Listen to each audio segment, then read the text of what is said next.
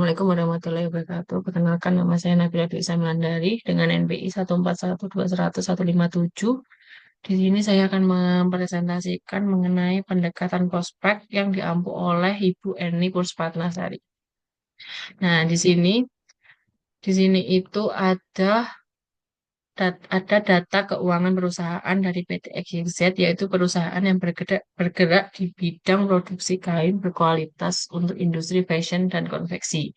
Nah, di sini ada data 15 bulan, yaitu mulai dari data produksi, organisasi, penjualan, produk, tenaga kerja, dan modal.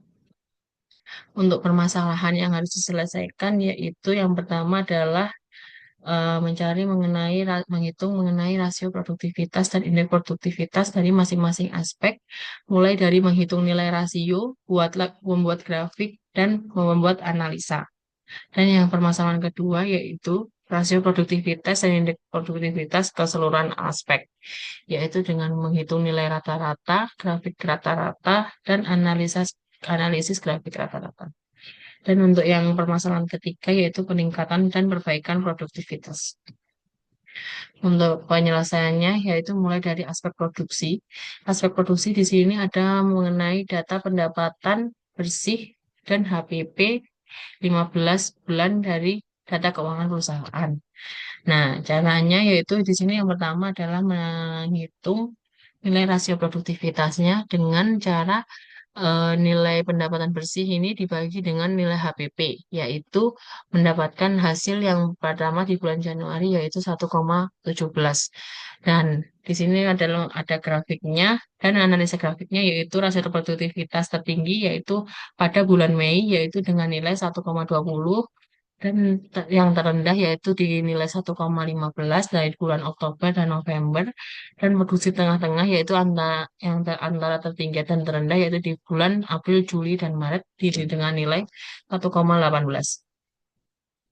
Ini untuk menghitung nilai indeks produktivitasnya. Untuk nilai indeks produktivitas yaitu dari bulan Januari, ada 15 bulan, yaitu bulan Januari sampai bulan Maret tahun berikutnya, yaitu dengan indeks produktivitas tertinggi, yaitu pada bulan Oktober dan November di 87%, dan terendahnya yaitu ada di bulan April, Mei, Juni, Desember, dan Januari, Februari di tahun berikutnya dengan nilai 84%.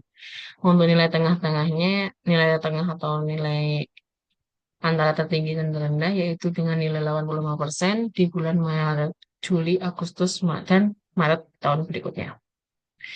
Nah, itu untuk aspek organisasi berikutnya. Aspek organisasi itu ada nilai tambah dan biaya umum, yaitu dengan rasio produktivitas tertinggi di bulan Juni dengan nilai 2,33 dan bulan November dengan nilai 1,46, yaitu menjadi nilai rasio produktivitas organ terendah, dan untuk nilai tengah-tengah yaitu dengan nilai 1,74 di bulan Februari tahun berikutnya.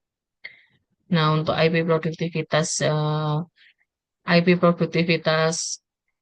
keuangan data keuangan organisasi yaitu dengan nilai tertinggi sebesar 69% di bulan November, nilai terendah 43% di bulan Juni, dan tengah-tengah di bulan Februari tahun berikutnya di nilai 58%.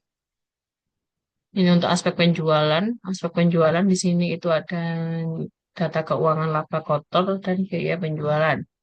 Untuk apa ini? Nilai rasio produktivitasnya yaitu tertinggi di bulan Agustus dengan nilai 7,66 dan terendah di bulan November dengan nilai 6,28 dan tengah-tengahnya di bulan Juni yaitu dengan nilai 7,14. Untuk nilai indeks produktivitas penjualan terendah di bulan September, Oktober, dan November dengan nilai 16%. Nah, terendahnya di nilai Januari, Februari, April, Juni, dan Agustus dengan nilai 13%. Untuk nilai tengah-tengahnya yaitu di bulan Maret, Mei, Juni, dan Maret tahun berikutnya dengan nilai 14%. Untuk aspek produk, di sini ada data keuangan laba kotor dan biaya langsung. Untuk biaya langsung, di sini ada data keuangan laba kotor dan biaya langsung. Untuk biaya langsung, di sini ada data keuangan laba kotor dan biaya langsung. Untuk aspek produk, aspek produk di sini ada data keuangan laba kotor dan biaya langsung. Untuk biaya langsung, yang memiliki perhitungan nilai rasio produktivitas dengan nilai tertinggi yaitu em, 4,22% di bulan Maret tahun berikutnya dan terendah dengan nilai 3,28 di bulan Januari. Dan untuk tengah-tengahnya yaitu dengan nilai 3,77 di bulan Oktober dan November. Untuk indeks produktivitas di data keuangan produk yaitu dengan nilai tertinggi adalah 31% di bulan Januari dan nilai terendah adalah 24% di bulan Februari tahun berikutnya dan Maret tahun berikutnya. Untuk nilai tengah-tengah yaitu 27% di bulan Mei, Juni, Agustus, dan November. Untuk aspek tenaga kerja sendiri, ini tuh ada data keuangan laba kodra dan gaji total, yaitu dengan nilai rasio produktivitasnya yang tertinggi adalah 6,31 dan yang terendah adalah 5,42 dan yang tengah-tengah adalah 5,79. Dengan indeks produktivitas tenaga kerjanya yang tertinggi adalah 18%, yang terendah ada 16%, dan yang tengah-tengah adalah 17%. Nah, ini yang terakhir adalah aspek aspek modal. Aspek modal sendiri di sini ada data keuangan pendapatan bersih dan modal, yaitu dengan nilai modal tertinggi yaitu 1,33% untuk rasio produktivitasnya dan terendahnya adalah 1,03 dan yang tengah-tengah adalah 1,26. Untuk indeks produktivitas tenaga kerja yang tertinggi adalah 90%, 98% dan yang terendah adalah 75% dan yang tengah-tengah adalah 80%. Nah, di sini adalah untuk permasalahan kedua, yaitu perhitungan rata-rata rasio produktivitas keseluruhan aspek. Nah, untuk rata-rata rasio produktivitas sendiri ini, yaitu dengan cara kita menotal semua masing-masing aspek terlebih dahulu dengan analisis grafiknya. Rata-rata rasio produktivitasnya yaitu yang tertinggi adalah 7,06 dari aspek penjualan dan terendahnya adalah 1,18 dari aspek produksi dan tengah-tengah adalah dari aspek produk yaitu senilai 3,78. Nah, untuk hasil perhitungan rata-rata dari indeks produktivitas dari keseluruhan aspek dengan rata-rata indeks produktivitas tertinggi yaitu dengan nilai 85% di aspek produksi dan terendah di 14% di aspek penjualan dan nilai tengah-tengah dengan nilai 27% di aspek produk. Nah, untuk peningkatan perbaikan produktivitasnya, dari rata-rata rasio produktivitas keseluruhan aspek ini terendah adalah 1,18 pada aspek produksi, yaitu dengan peningkatan perbaikan yang pertama adalah perencanaan produksi, dengan kriteria produksi itu ketepatan jadwal produksi dan tindakan perbaikan. Yang kedua adalah pengadaan bahan baku, dengan ketersediaan tepat waktu itu dapat menghasilkan penguatan hubungan dengan supplier dan sistem inventory just in time. Untuk yang ketiga adalah proses produksi.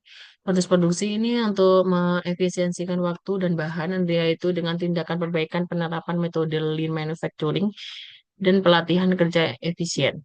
Untuk yang keempat itu bagian produksi quality control, yaitu dengan kriteria produksi tingkat cacat produk dan tindakan perbaikannya yaitu penambahan checkpoint control kualitas di setiap tahap produksi. Dengan rata-rata indeks produktivitas keseluruhan aspek terendah adalah 14% pada aspek penjualan.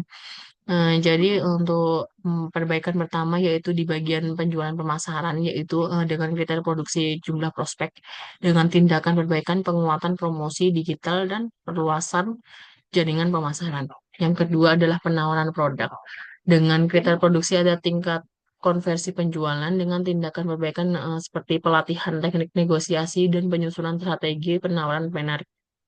Untuk yang permasalahan ketiga, peningkatan perbaikan ketiga yaitu pelayanan pelanggan dengan kriteria produksi kepuasan pelanggan dengan tindakan peningkatan layanan after sales dan respon cepat terhadap keluhan.